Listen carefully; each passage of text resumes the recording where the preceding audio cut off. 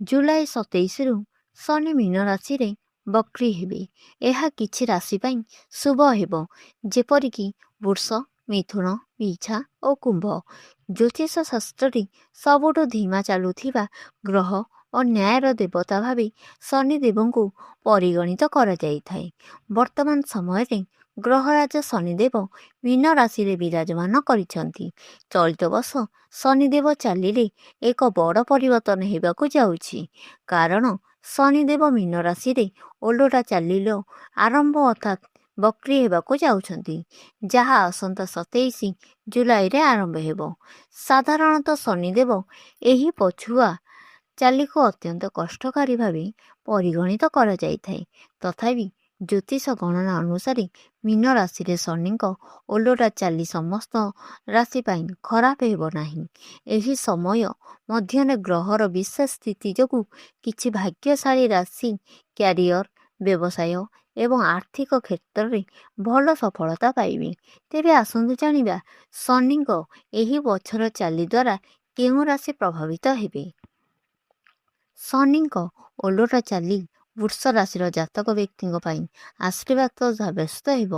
ଆପଣଙ୍କ ଆୟରେ ଅତ୍ୟଧିକ ବୃଦ୍ଧି ହେବାର ସମ୍ଭାବନା ଅଛି। ଦୀର୍ଘ ଦିନ ଧରି ଅଟକି ରହିଥିବା ପାଣ୍ଠି ପୁନରୁଦ୍ଧାର ହେବ। ଚାକିରି କରୁଥିବା ବ୍ୟକ୍ତିମାନେ ଏହି ସମୟ ମଧ୍ୟରେ ପଦୋନ୍ନତି କିମ୍ବା ଇଚ୍ଛିତ ସ୍ଥାନରେ ରହିପାରନ୍ତି। ଆପଣଙ୍କ ସାମାଜିକ ପ୍ରଚେଷ୍ଟା ବୃଦ୍ଧି ପାଇବ। ପରବର୍ତ୍ତୀ ରାଶି ମିଥୁନ ରାଶି। ମିଥୁନ ରାଶିର ଜାତକ ବ୍ୟକ୍ତିଙ୍କ ପାଇଁ ଶନି ଦଶମ ଲଗ୍ନରେ ଓ କର୍ମ ଘରେ ପଛକୁ ରହନ୍ତି।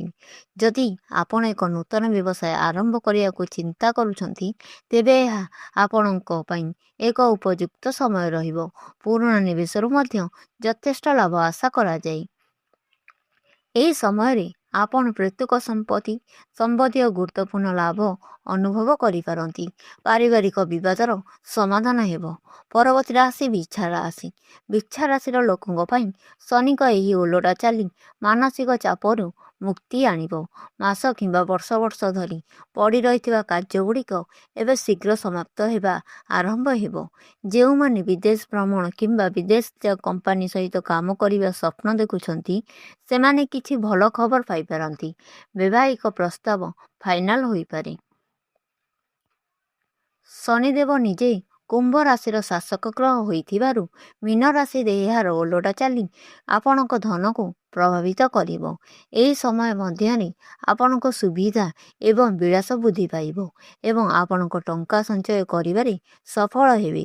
ଆପଣଙ୍କ ଯୋଗାଯୋଗ ଦକ୍ଷତା ସୁଦୃଢ଼ ହେବ, ଯାହା ଆପଣଙ୍କ କାର୍ଯ୍ୟସ୍ଥଳରେ ଲୋକମାନଙ୍କୁ ପ୍ରଭାବିତ କରିବାରେ ସାହାଯ୍ୟ କରିବ। ଶନିଙ୍କ ଓଲଟା ଚାଲି ସମୟ କାଳରେ ଶୁଭ ଫଳ ବୃଦ୍ଧି କରିବା ଏବଂ ନକାରାତ୍ମକ ପ୍ରଭାବରୁ ହ୍ରାସ ପାଇବା ପାଇଁ କୌଣସି କେତେକ ଉପାୟ ଆପଣାନ୍ତୁ। ପ୍ରତ୍ୟେକ ଶନିବାର ସନ୍ଧ୍ୟାରେ ଓସ୍ତ ଗଛ ତଳେ ସୋରିଷ ତେଲ ଦୀପ ଜାଳି ହନୁମାନ ଚାଳିଶା ପାଠ କରନ୍ତୁ। ସତ୍ କର୍ମ ଓ ସତ୍ ମାର୍ଗରେ ରୁହନ୍ତୁ। ନିରାଶ୍ରୟ ଓ ନିଃସହାୟ ଲୋକଙ୍କୁ ସାଧ୍ୟମତେ ସାହାଯ୍ୟ ସହଯୋଗ କରନ୍ତୁ।